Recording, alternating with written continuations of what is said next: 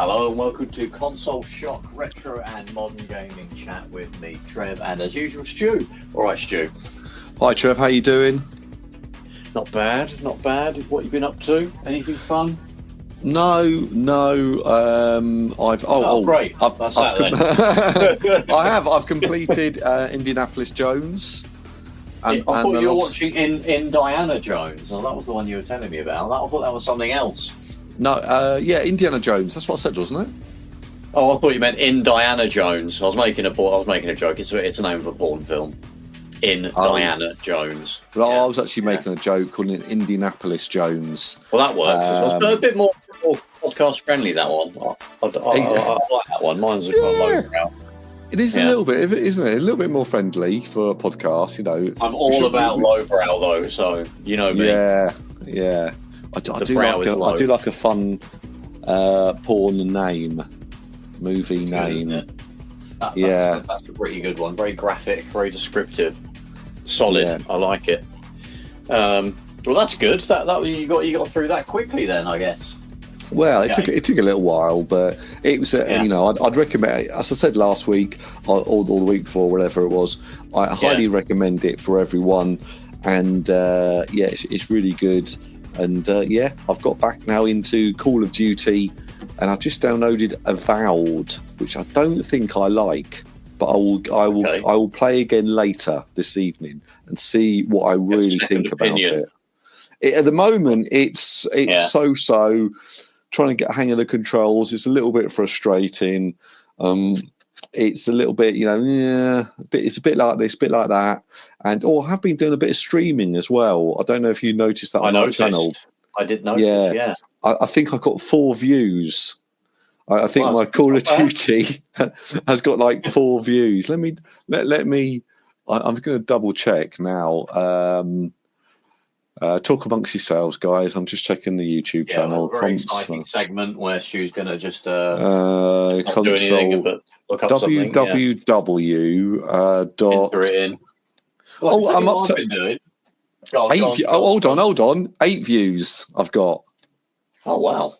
Yeah, that's more than 4. I would almost say it was. You could almost say it was double, really. Oh no, it was 100% better than I predicted. Yeah, I can't say I've been streaming any games. I've had a funny one. Actually, I wanted to get the new. Well, it's not really new, but there's the Donkey Kong Country Returns sort of remaster, I guess, or just re-release. Really, they didn't really do anything to the game on the Switch. But then I remembered I've got it already. I had it on the 3DS. I bought it years ago for the 3DS and didn't really touch it. So I thought, well, I've got a craving to play it. Why don't I just play it on that? And then for one, I can get the Switch version later on or something to add to the collection. So I've actually been playing that a little bit on the 3DS. Kind of got me back into playing a bit of 3DS, which has kind of also been gathering a bit of dust, well, pretty much since the Switch came out, really. I've dipped in and out of it since, 2017, isn't it, when the Switch came out. I've certainly played it since then, but not very often. Kind of reminded me how good the 3DS actually was. It was kind of basically. Do you know what? I never had one. I got one the day it came out. I pre-ordered one because I was very impressed by the build up to it and the fact that mainly because it had Street Fighter 4. I thought that was. We have talked about this before. Then we have done a dedicated 3DS episode probably a while ago now, actually. But I remember that was one of the big early games they were kind of bigging up on it. There wasn't really a Mario game or anything that it came out with. But yeah, Super Street Fighter 4. And I already liked that game. So I was like, oh, wow, a handheld version. That'd be quite cool. And I pre-ordered the 3DS and I got it I think it was for Amazon, weirdly enough. And I think I got it like the day before the actual release because Amazon were a little bit cheeky in those days. And they would basically send out, a pre-order when they had them to hand. I think it did piss off Nintendo. I think there was a bit of a backlash from them because of it. But there would be people queuing up outside game for it. I already had it. So yeah, that was kind of funny. And yeah, the 3D effect, which I've always been impressed by. A lot of people kind of dunk on it. But at the time, I thought it was great, and it still is pretty good playing Donkey Kong Country on it. Returns. It works really well for those sort of 3D platformers. Well, 2D platformers, but it's in 3D view. It's kind of like you're looking into a window at sort of a diorama, almost. So it works quite well. I've got the old 3DS XL at the moment. I had the original 3DS, the launch one. Then I upgraded to the XL, and that came out like a year or two later. It's the same one that I've got. I never got any, like, there was the new 3DS and the 2DS. Yeah, I think with the new one, it was a little bit more powerful, wasn't it? And there was one exclusive game, and it had the second numbstick or little nipple thing on the right hand side. But I don't think I'll be too excited about the the new 3DS. No, I never really was that interested in getting it. I mean, like you say, there was probably one game that needed it. I think there were some games that ran better. I don't think it boosted any of the older games. I think they didn't have like a PS4 Pro style boost mode or anything. I don't think it did. I might be wrong, but it was never a compelling thing to buy for me, so I never did. I just stuck with my 3DS XL. Playing it again reminds me of how actually small sort of handhelds were back in those days. I mean, you could easily, it's the XL version, which is the bigger version, but compared to a Switch, it's tiny. And of course, you can close the lid and it fits in your back pocket. It was a really good. I always like the new 2DS. I think that's what they called it. Because they had the 2DS, didn't they? Version. There's like a flat sort of slated one, wasn't there? That kids would play. And there was I never liked the idea of the 3D. That always, I remember I sort of tested them in the shop. I would always turn it off, and I found it a little bit agitating. Yeah, that's right. Yeah, I know some people love it, but. Yeah, certain games when it comes to the 3D, it worked better than in others. Like things like Pilot Wings Resort, like a flight simulator, with the 3D is great. But like FIFA or Pro Evo, is there really any point to it? Even Street Fighter 4, which was a great port of Street Fighter 4, especially for a handheld, it didn't really need to be 3D, particularly. And I mean, but it was overall. I've really had a lot of fun playing Donkey Kong Country Returns. It's a good game, really good platformer. It kind of originally it came out on the Wii back in 2010. But the great thing about this version is, and I think it's the same for the Switch, which is just kind of the third time they've kind of released it. Really, there's none of these sort of waggling the Wii remote or anything that you would do on the original. All that stuff is just buttons now that you just press, which is a lot easier to deal with. I think it's 30 frames a second on the 3DS versus 60, but for a platform game that isn't super twitchy, that's not too bad. And it's a lot of fun. The only issue I've got at the moment is the battery on my 3DS is a bit buggered. But places like iFixit sort of sell replacements, so I might end up. Plus, this is the good old days where you could, like the batteries were user serviceable, really the end of that era, kind of. I don't know how difficult it is to break into a Switch to sort out the battery in a Switch. I think it's quite difficult, isn't it now? Much like it is in most laptops and things like that. They tend to keep those internal as a non-user serviceable part now, which is kind of annoying, especially in Macs. So I use a lot of Macs, Mac laptops. You're never going to get to that battery. So the thing just dies, So, that's kind of a frustrating thing with my 3DS. I need to get a new battery for it, but that's easy to do, which is good. Been mucking around on that. And I actually kind of on a bit of a Nintendo kick. I ended up getting my Wii U going. First time in a long while. And I was thinking, God, I think I got a little chunk of the way into Wind Waker HD. So I'll have a little look and see if I can kind of dive back into it. I wasn't hopeful because I couldn't remember the story. I don't know what the controls were anymore. But I actually dove back into it a few days ago and picked it up pretty well. And turns out I was like, about 70% of the way into the game where I left it. Oh, and wow. That save was from about 2 years ago or something. I hadn't touched it in that amount of time.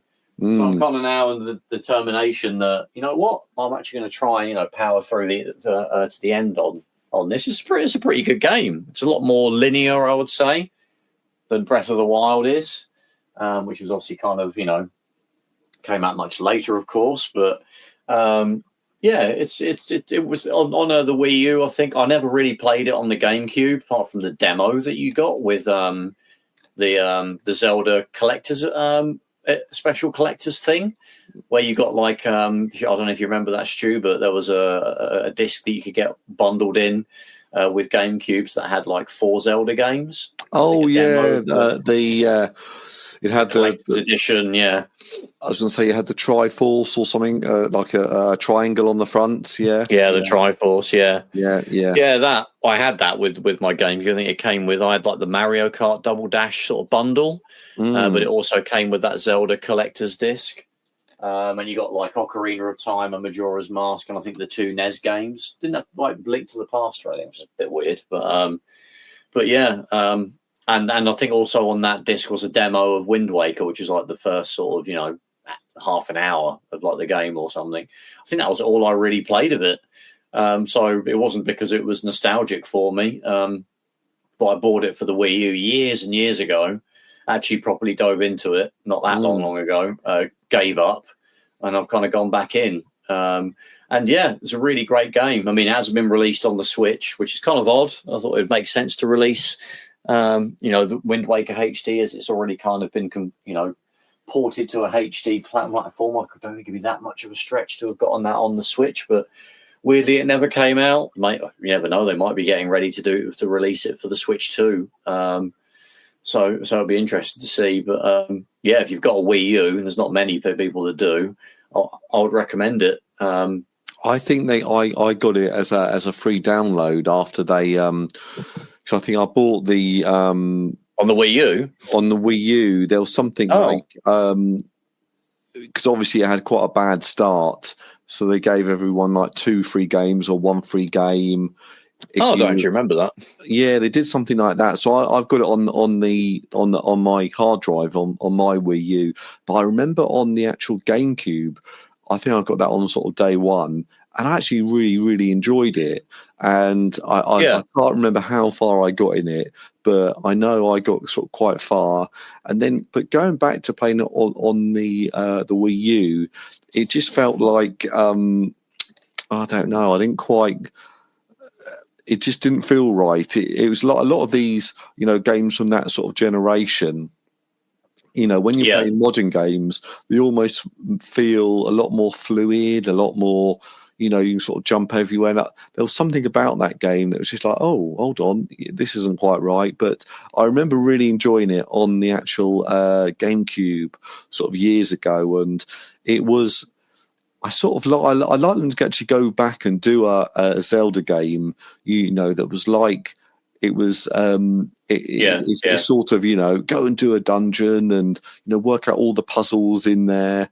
Then you leave there and then you just, it says go over there to another dungeon or whatever. And then you go over there and then you do all the puzzles and work out all the secrets, and with a little bit more formulaic than I think the, obviously the Tears of the Kingdom and the Breath of the Wild became such huge sort of beasts of games with all these different things to do, and that's great, but I think I like the old format of Zelda games. Yeah, it's a weird one. I mean, Breath of the Wild I've played all the way through, and it does feel a lot different to Wind Waker, especially having kind of gone back now to Wind Waker, having played Breath of the Wild a lot. And it's a little bit more restrictive. Link is kind of a lot more clunkier to control. Not difficult, but actually, like the targeting system where you have to target a particular bad guy. The combat is a little bit frustrating because it's very difficult when you get ganged up on quite a lot in that game, and you end up targeting one dude that you're trying to kill. But that doesn't mean the other guys are kind of just sit back and wait for you to deal with that one person. They are all hitting you from all sides, and the camera kind of swings around if you get unlocked from that person, and you were sort of pressing the back direction because you're trying to retreat from them. You might end up unlocking from that person, then the camera will swing around to the direction you were pointing the stick, so you'll be looking behind you when you need to be looking in front. There's lots of that annoying UI kind of stuff. It's probably a bit more cryptic as well. I've had to use a guide a fair amount just to know where I'm supposed to be going, really, some of the time. But from what I've, reading old reviews of the Wind Waker HD, they sort of said they did actually kind of do a few quality of life improvements versus the GameCube version. There was a lot more kind of grinding as part of the main sort of story quest in the GameCube version that a lot of people felt was a bit tedious. Apparently, they sort of took a lot of that out in Wind Waker HD, so it's a slightly more smoother kind of flowing game. And again, I didn't play the original, but they did do some of that stuff. Yeah. I remember things like that being mentioned in the reviews for it. So it's I might give it another go at some point, but see how far I get. It's kind of trapped on. It is trapped on the Wii U, unfortunately. I mean, like I said, they could release it on the Switch too, but we won't know till that happens. Trev, I'm sure it'll get re-released again at some point. I'm sure it would have already happened. Do you think it would? No. Then they'll leave that money on the table. Yeah, you could do a double pack, couldn't you? Really, of Wind Waker and a Twilight Princess, that kind of GameCube era. Yeah, maybe actually that's a good idea, or something along the lines of. I'm sort of thinking about this. Not many games have been left on the Wii U that haven't come out on anything else. Well, they did. They Skyward Sword was a sort of the mainline Zelda game that was on the Wii, wasn't it? And they brought that over to the Switch a year or two ago. Yeah. Also, I guess they took out sort of the motion controls. I think that was quite a heavy motion control game, wasn't it? So I don't know. Maybe they kept some of them in, but I think they did, where you can use the. I was going to say the Wii remote, but the Gamecom controller, or whatever it's called. The Joy-Cons, obviously Gamecom, yeah. They do replicate some of that functionality, don't they? So I guess you could keep a lot of that stuff in. But they brought that across. But yeah, Twilight Princess HD and Wind Waker HD, they just sort of stuck on the GameCube. But yeah. They'll come out again at some point. I'm pretty sure they'll be re-released.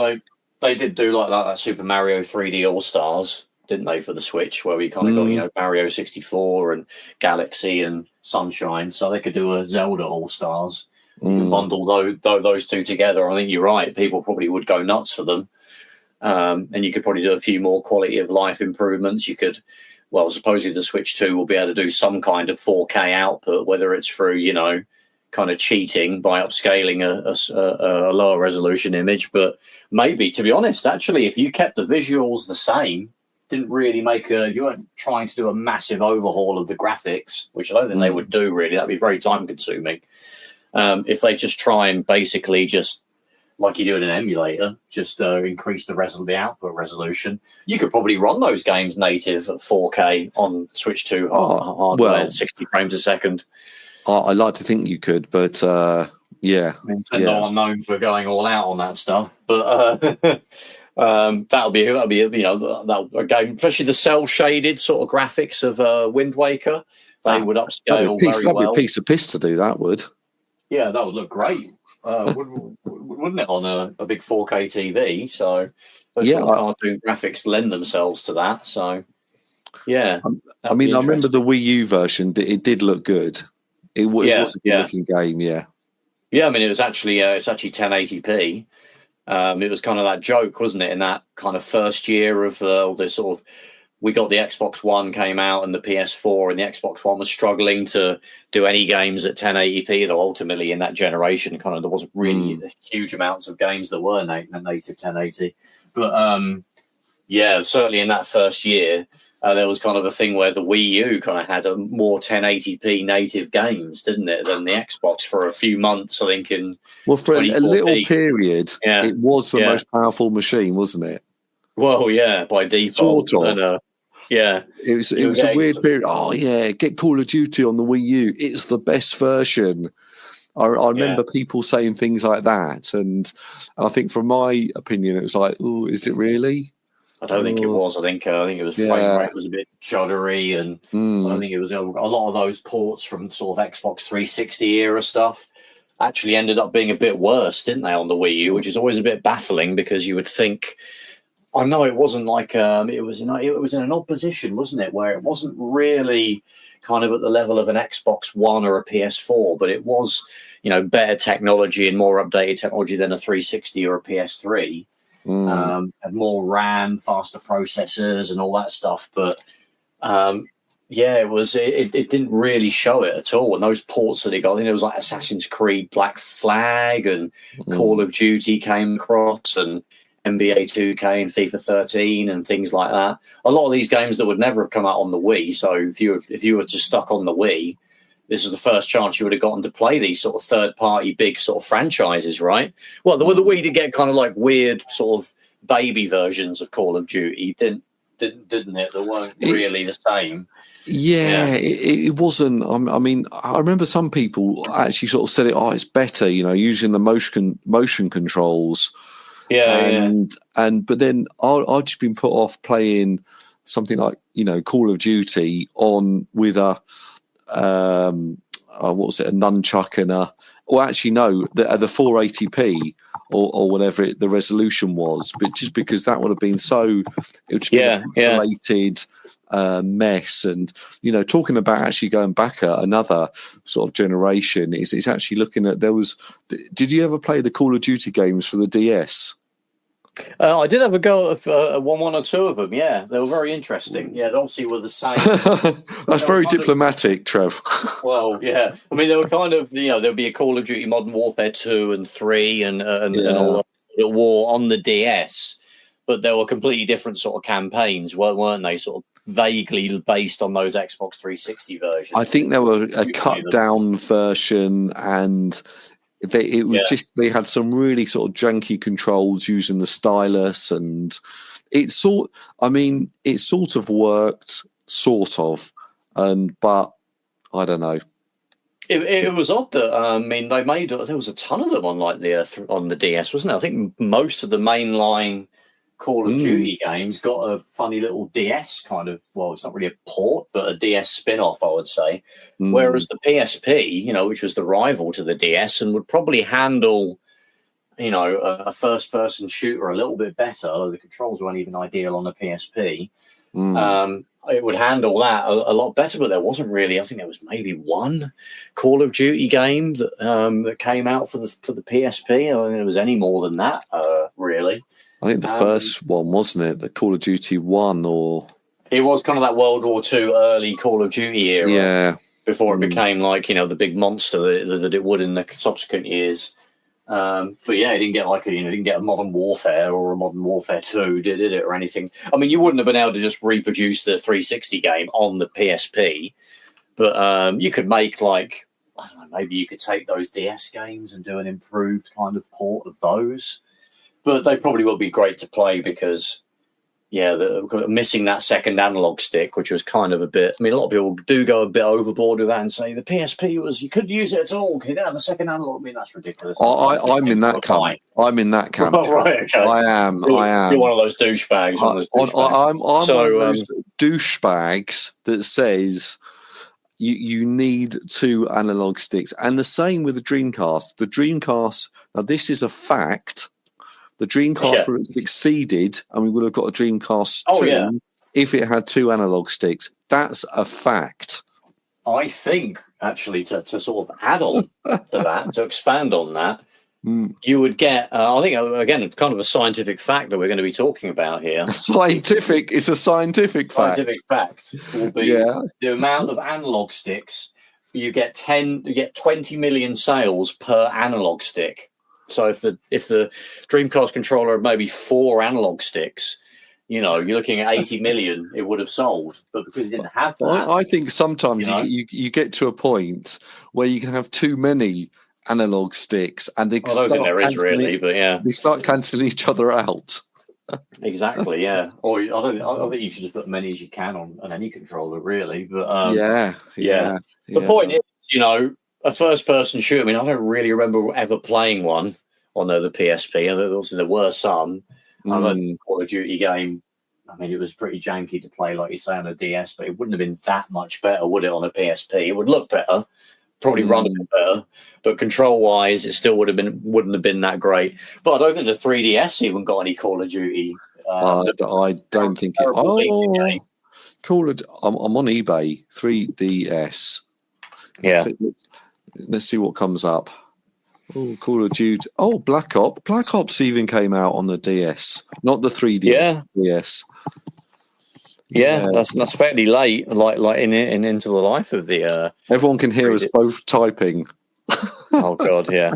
So what? We're on. We need to do. We need to get correct facts. We don't know what we're going to talk about half the time. We can't pre-prepare this sort of rubbish that we talk about. So yeah, but thanks for flagging that, Stu. All the people that don't notice the keyboard typing will now notice. No. They would have noticed.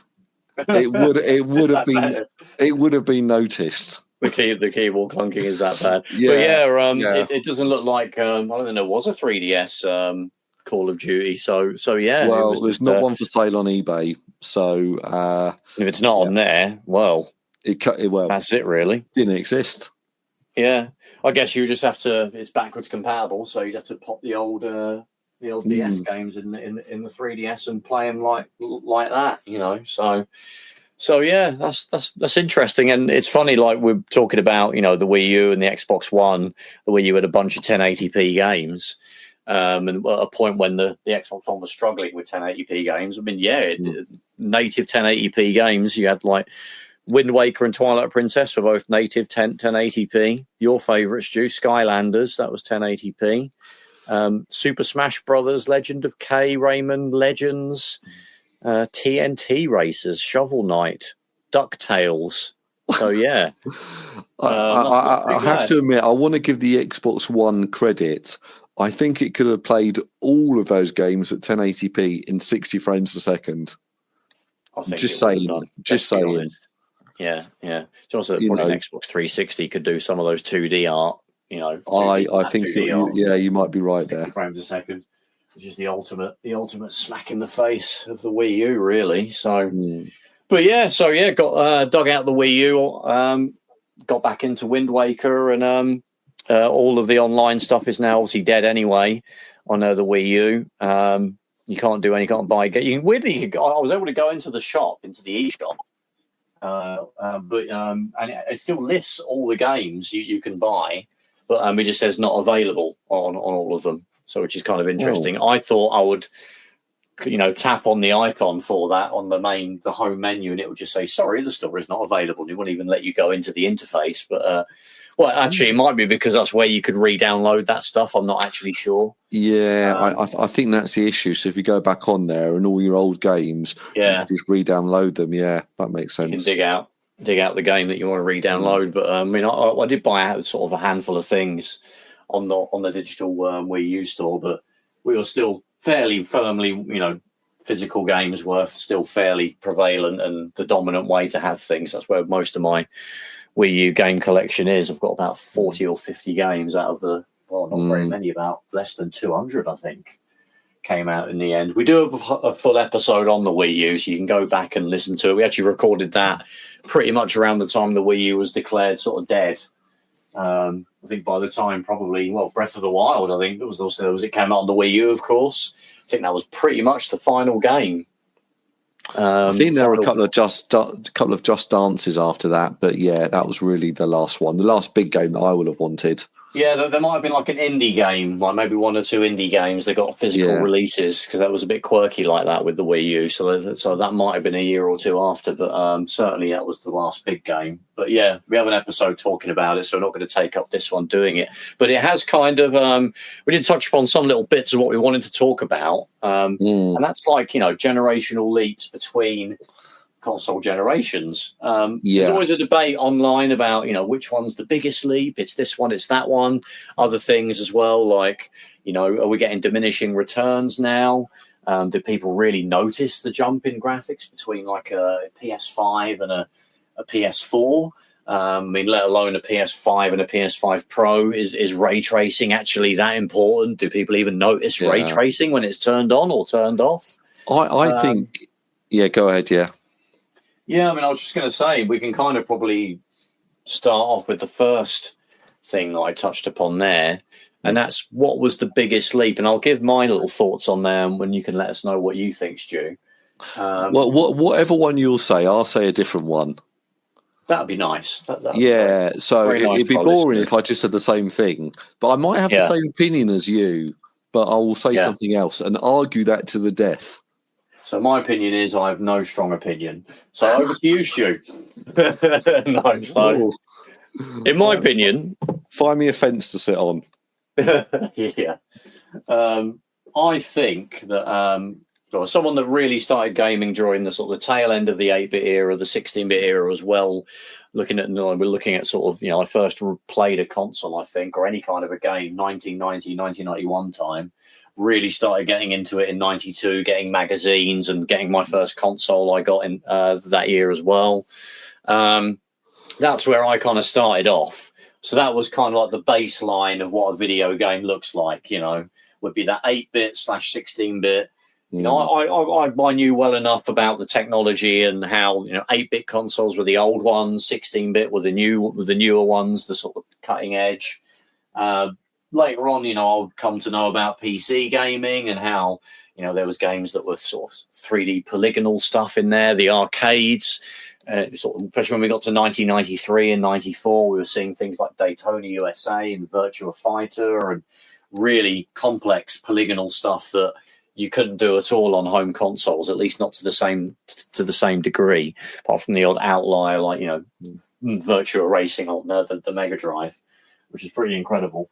But as that being like my baseline, and then we had going into the 5th generation of consoles, the Sega Saturn and the PlayStation, and shortly later on the N64. I see that as probably the biggest leap, because you went from, as we sort of said, consoles that couldn't really do 3D games and were solely sort of, tile and pixel art based graphics, which was obviously brilliant, and it still is, to go from, and they could just about maybe do a very basic flight simulator, which would use polygonal graphics, or you'd have to use a Super FX chip to do like Star Fox or Star Wing, which was like a fully 3D polygonal game on a console at very low frame rates. To go from that, where the stuff that was in the arcades was like made a Mega Drive and a Super Nintendo look like ancient history, to go from that to things like the PlayStation 1 and the Sega Saturn and the N64, which really could match that stuff that we had in the arcade. We know now, not really literally. The Saturn can do 60 frames a second. Daytona, 500,000 polygons, a second type performance. It could sort of pretend to do it and be fairly convincing, but we didn't have Digital Foundry in those days to really deep dive. The word arcade perfect was kind of bandied around a lot in those days when it really wasn't. But it wasn't. But I mean, in reality, you're absolutely right. Going from 2D up to 3D, well, that was a huge sort of uplift in performance. And you went from one type of game to suddenly you got big open worlds. It's all 3D. You had things like full motion video as well incorporated into these games, and they suddenly went from something was a computer game was either a platformer or maybe a fighting game or maybe a scrolling beat 'em up.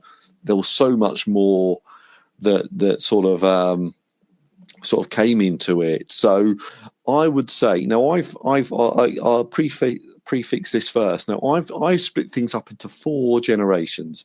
Now that's not really how people usually talk, but I think the 4 generations are the Atari, so the original sort of Pong based machines where there wasn't really much going on, and some people did eke out some real performance out of it. And then single screen stuff, wasn't it? Really, although there was single screen, lots of repeating, and the games were quite basic. They were just ports of arcade games. You got things like Adventure, which try to push the boundaries of what was going on with these. The 2600 was basically just designed to display kind of a bat and a ball. And these, we got incredible games where they just chopped up the bat and the ball basically to make spaceships and missiles and racing cars and everything. Yeah. Exactly. And then the next sort of generation is I'd say the NES or the Nintendo Entertainment System, the Super Nintendo, and the Mega Drive. So that whole sort of where it became games became a little bit more, well, obviously a lot more interactive. They're a lot more story based. You got a lot of, bigger RPGs. You got there's a lot more detail in the graphics. But I would say that the Super Nintendo, I wouldn't say it's a generational leap. I think it's the same as what you had before, same as the Nintendo, but just better graphics. Yeah, it kind of perfected that 2D. Yeah, more colours, a bit more going on. But the control schemes got kind of solidified. The sort of game design got solidified. And that's it. Kind of got consolidated. Yeah, exactly. And then the third generation is, we're going into what you described, going into the PS1, the Sega Saturn, the N64, the PS2, the GameCube, and to a lesser extent the Xbox. So that's when games suddenly, hold on, we're now into 3D. We're going to get into great big, open worlds. Stuff like where Grand Theft Auto came out of, and you could have done Grand Theft Auto on the Super Nintendo. No, you could have done any of these big sort of Grand Theft Auto open world games where you drove around the city and did lots of racing and all these different things you did. Specifically, the 3D versions of these games. Obviously, there were 2D sort of overhead versions of Grand Theft Auto, which maybe you could have done a rudimentary version of on the Super Nintendo, but for it to be 3D, there was no chance you could do anything like that on a Super Nintendo. Absolutely, yeah. Exactly.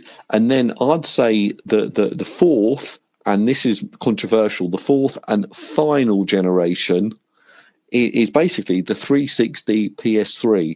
Now, we're probably thinking, well, hold on, that's just an update in graphics. But I'd say no, because it's more about the online community, the online community, the online store, became default and standard.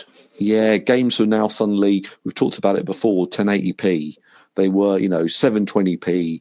And then I would argue that then the Xbox One, the PS4, where they're just the same as the PS3, but, slightly better graphics, and they've just, there's more RAM, there's more, graphics power. And then the same with the PS5, the Xbox Series X, the Switch. It's just a lot more of the same, and you're still playing the same types of games that you're playing on the 360, but now you're playing them, in a higher resolution. The worlds are slightly bigger. There's probably one or two less loading screens, things like that. So the biggest leap for me is the 360, or going from the PlayStation 2 to the Xbox 360, PlayStation 3. That was when gaming, I think, became really a sort of an online social, big open world type games, and went into high definition. It's a really, firstly, it's an interesting point of how you divided up those generations, because there isn't really an official, there is the first generation, the second generation, the third. Yeah. It's how Wikipedia somehow sort of coalesced into organising them into these. It did kind of make sense. But generations don't really happen very cleanly, shall we say? There was kind of a thing where kind of a handheld would start the next generation. Like, they would release the PSP and the DS kind of released, within a few months of each other. And then a few months later, we had the 360 and the PS3, and that was that generation, and the Wii. And then kind of a few years later, the 3DS and the PS Vita were released as kind of the first shots fired of the next generation, and then the Xbox One and the PS4 would then join those, and that would be the next generation after that. But you've got kind of a lot of oddities, haven't you? Like the Switch, it's the Switch, the Wii. Yeah, that sort of sits between kind of like, well, it's basically a GameCube with a little bit more power. But then it's got a really innovative control system. But then, you wouldn't say, in my opinion, or some people might say it's better, but it wasn't a graphical leap, but potentially it was a leap in, controllers and other things. But to me, the 360 was like, wow, that's a now we're talking. Look how clear everything is. Oh, it's in HD. You have to have a component lead or a HDMI lead to play this. This is the future. Yeah, and like talking about how those sort of generations kind of congeal a little bit. I mean, when we look at the 16-bit generation and then the 32-bit generation, or the fourth and the fifth gen of consoles, there's even more outliers there. I mean, like you had like the 3DO and the CD32 kind of coming out sort of 1993, 94. The Super Nintendo and the Mega Drive were probably pretty much at their peak at that point. They weren't really dying out, and these consoles didn't really make much of a dent. So is that really when that generation started, the 32-bit era? I mean, technically, yes. But in terms of it becoming a mainstream sort of thing that the majority of people would buy into, that wouldn't happen until the PS1 released, and arguably probably another year after that before they started to really threaten the dominance of the 16-bit consoles. In 1995 and 96, I know we sort of put the flag in the sand and say this is when the Saturn and the PlayStation started, and then everybody just threw away their Super Nintendo and Mega Drive instantly, and we all went and bought a PlayStation. It's not like that at all. I didn't buy a fifth generation console till I got an N64, and that was in Christmas '97. I was still playing Amiga, and and I was playing Amiga and Sega Mega Drive and Super Nintendo still, and even some 8-bit like Game Gear and Game Boy. I was still playing those. In 1995, 96, and 97. Those consoles were already hitting. Well, like I said, they're already 2 years old. But by the time I bought into that generation, and that was more kind of that would be exacerbated more with the fact that a console generation would be about 5 years in those days. In 1990, well, I got my N64 in December '97. The Dreamcast, which arguably kicked off the next generation after that, came out a few months later in Japan. So about, I don't know, was it November or 98 or September or October or November? I can't remember exactly when, but it was in later on in 98. So it was revealed, I think, around May of 98. So I had my N64 for a few months. It was already the next console that was going to make it look like crap had already been announced a few months later. So that's obviously kind of crazy to think now, isn't it? Where we had the Xbox 360 and the PS3 that really had that huge run, didn't they, from sort of 2005 when the 360 launched all the way up to end of 2013, nearly 2014, really. So 8 years, and what I wanted to systems. Sort of bring up, and if you go on to Twitch or YouTube or the front page of Steam, they'll be selling Grand Theft Auto 5, and that game, as we've talked about a million times on this podcast, that game originally came out on the Xbox 360, and then it was re-released on the PS4, Xbox One, obviously with slightly better draw distance, slightly higher frame rate, slightly higher resolution, and then it was released again, when they made Grand Theft Auto 5, they just made a complete, they almost made a money-making machine. That's literally what they made.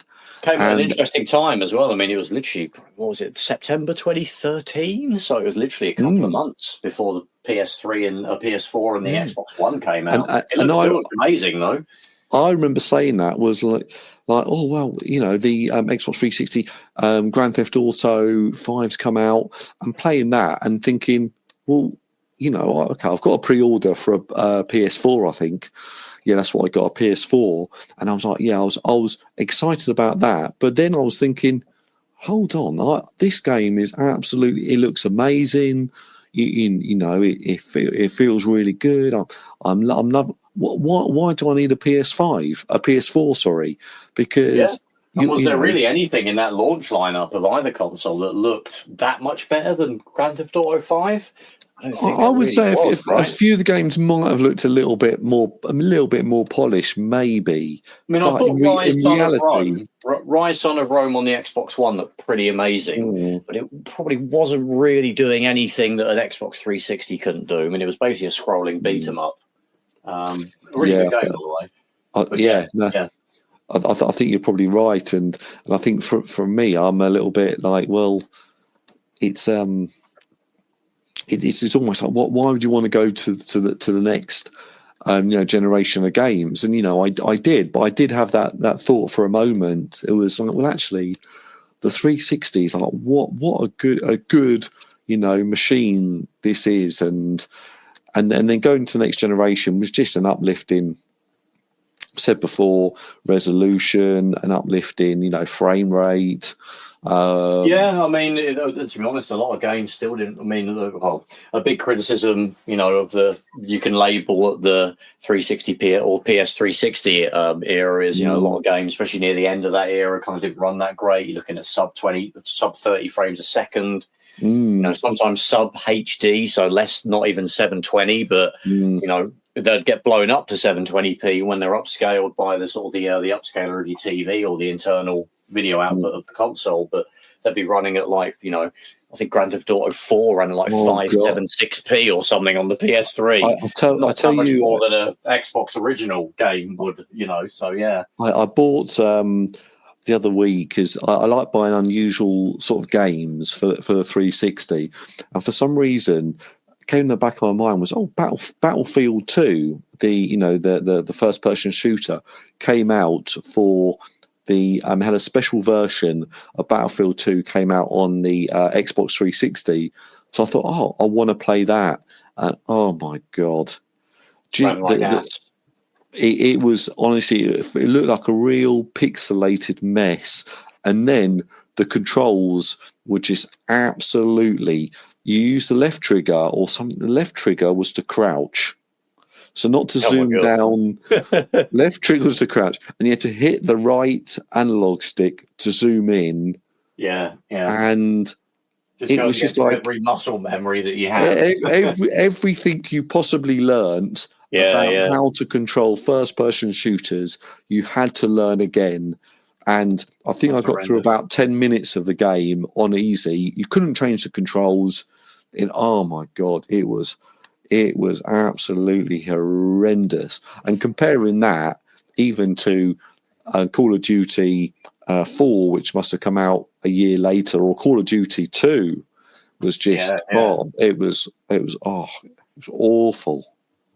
Yeah, and it's actually, those games are like Call of Duty and Battlefield. That was interesting as well, because during that cross-gen, that initial launch of the Xbox One and the PS4, there was a ton of games that ended up on both, like, Assassin's Creed Black Flag, and that came out on both, literally on the same day, I think, and Call of Duty Ghosts and Battlefield 4.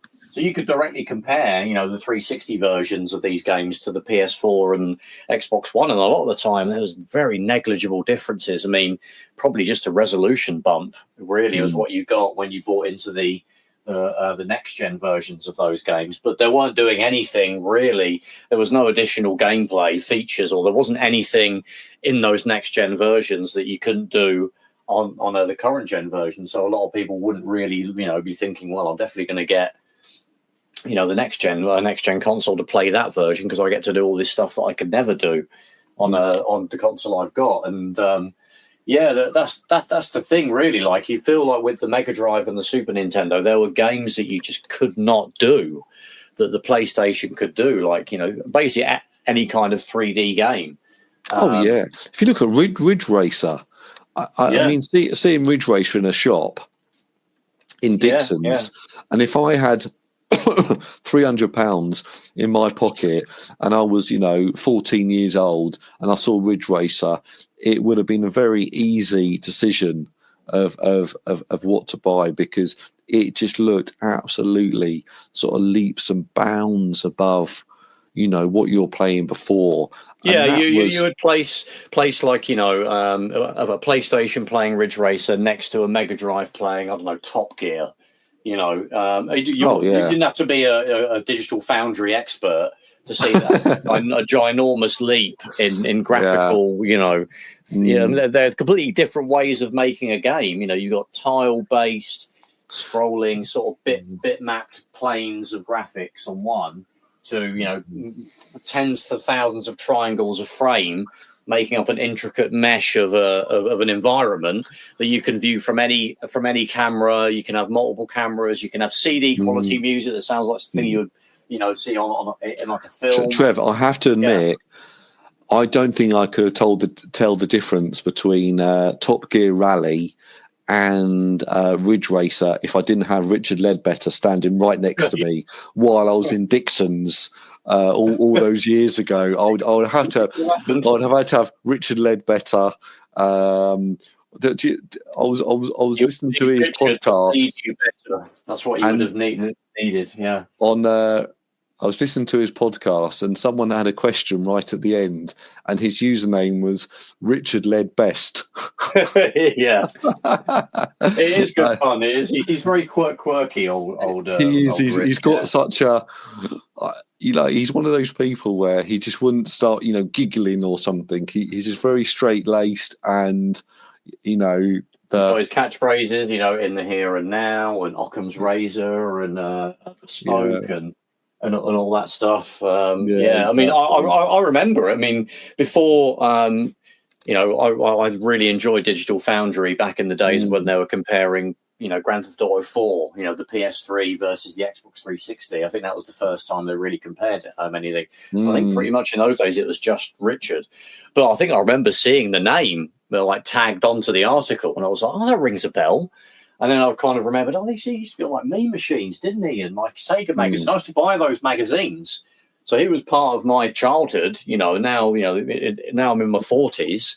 I'm still, basically, he was never really. It was just a photo on the editorial page in those days of whatever magazine. And now, for the first time, in the last 10 years or so, when they've had a YouTube channel with Digital Foundry, we've actually gotten to hear and see from him. He's really the only one from that sort of, golden age of magazines that actually have a regular presence on, on YouTube to a degree that, that you see them all the time in a big mainstream, website. There's like, I mean, Jazz Rignall is fairly, prominent on Twitter. He was on Retro Hour.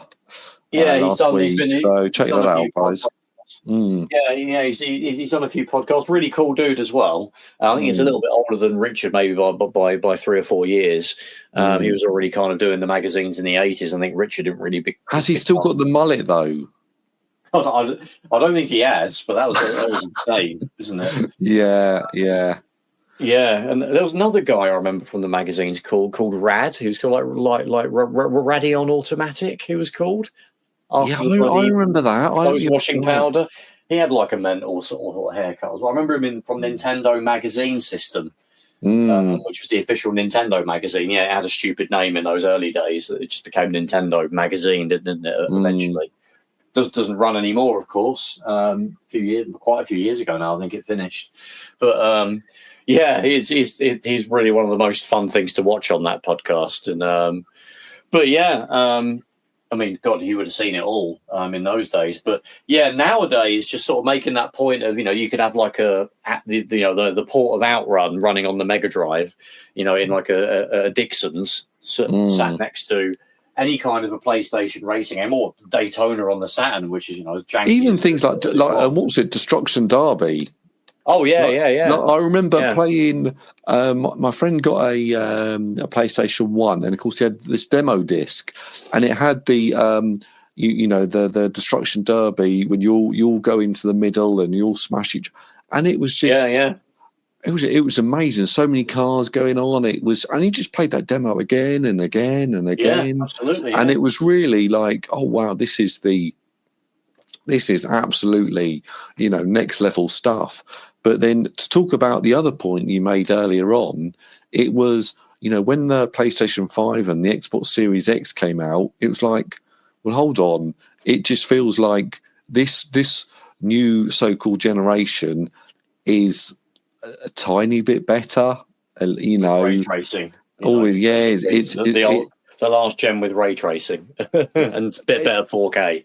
Yeah, exactly. There wasn't really much, and it took a while for people were buying the PlayStation 5, but then they were just getting games like playing PS4 games on it. It was essentially almost the cross-gen era hasn't ended. It's still going on. I mean, bloody Jedi Survivor came out for the PS4 a few months ago, and that was originally an exclusive to the PS5 and Xbox Series, but they obviously thought, well, there's 100 and 200 million people on the old gen that don't want to move. And a lot of it, some people do blame the sort of the popularity of quote-unquote forever games, like Fortnite and things like that, where you don't just complete it and then you're done. Then you have to think about what you want to do next. You're just permanently playing, Call of Duty Warzone and Fortnite, and that's some people like some people just play those and that's it.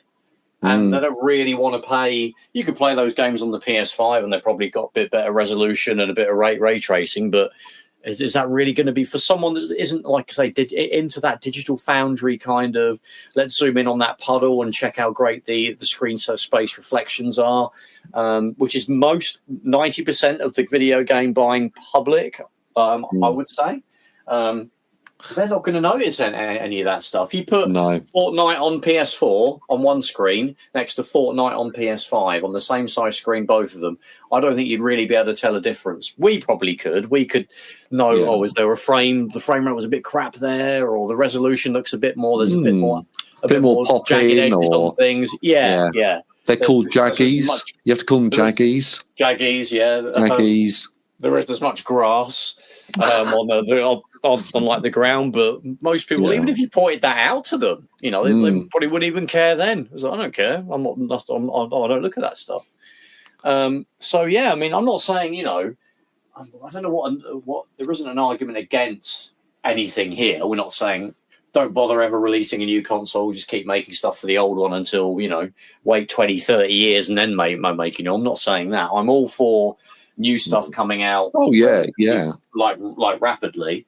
To be honest, the only kind of big, like I said, you just couldn't make those games that you had on the popular sort of games that were on the PS1. Like, racing games, obviously they had a place on the 16-bit systems, not to the quality like Gran Turismo.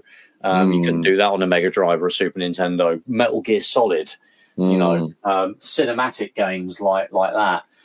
You had fighting games, and to be fair, like probably you could argue that really Tekken is a 2D fighting game is on a 2D plane. It's just the models are made of polygons as opposed to sprites. Is the gameplay that much different from like Street Fighter 2? Maybe not. But then you had things like the first-person shooters. You had some kind of rudimentary ones on the Mega Drive, and where you did get Doom on the Super Nintendo. But Christ, it had to be stuffed full of steroids to be able to get the version of Doom that it had, which is still very impressive and actually really excellent for what at the time was £100 video game console that normally would need $1,000 of a PC to run. So I'm not taking anything away. I think that port of Doom is amazing.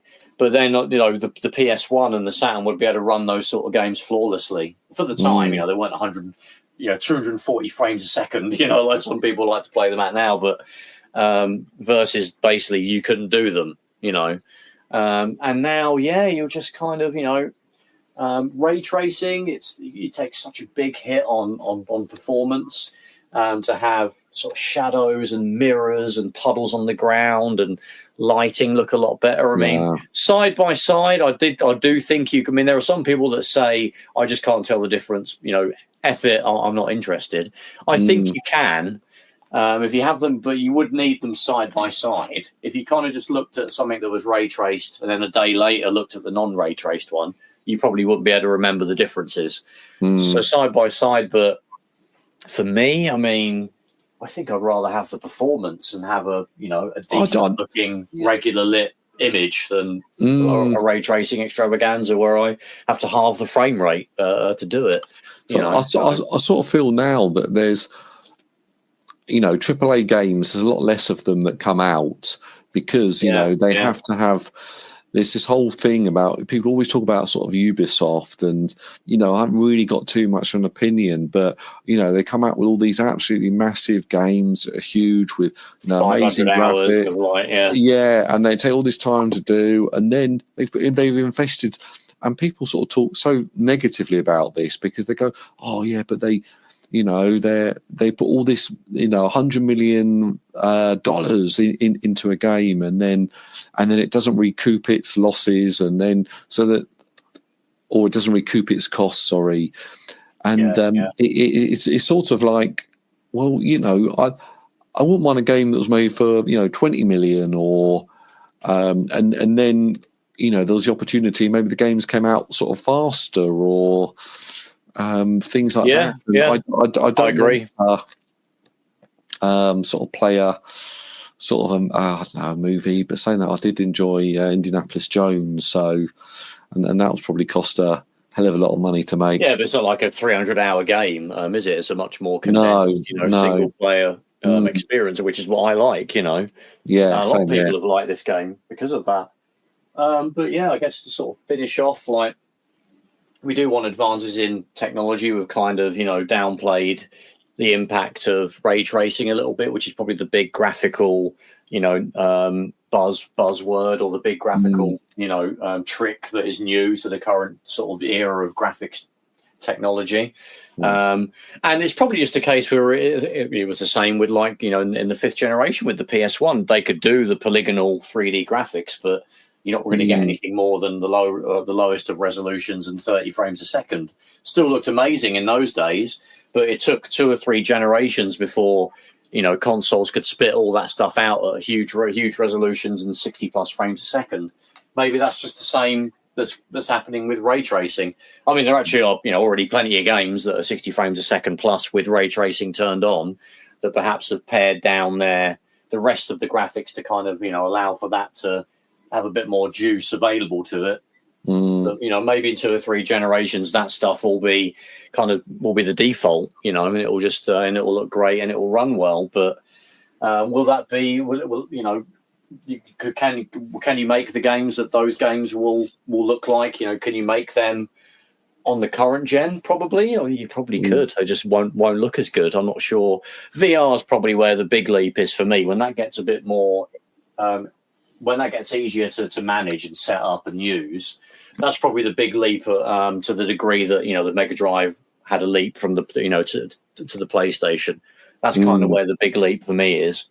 It's not for me. I honestly, if I never use VR again in my life, I would not be bothered. It's still quite clunky, and obviously there's the issues of motion sickness. I'm not sure. Motion. I can't use it if I'm going to get ill after I don't know, 5 minutes or 2 minutes of playing it. Just feel absolutely oh god. I mean, probably the worst one experience I had was Wipeout Omega Collection. I tried the PS4 VR of that. I couldn't finish a lap. The first person view, obviously Wipeout, you're in big floaty, wobbly sort of spacecraft type thing. So imagine doing that first person. Your brain just can't handle it. Gran Turismo Sport, I could finish a race doing that. But that's no good if you can only finish a race. You can't go, I could do one race, then I had to stare out the window for half an hour.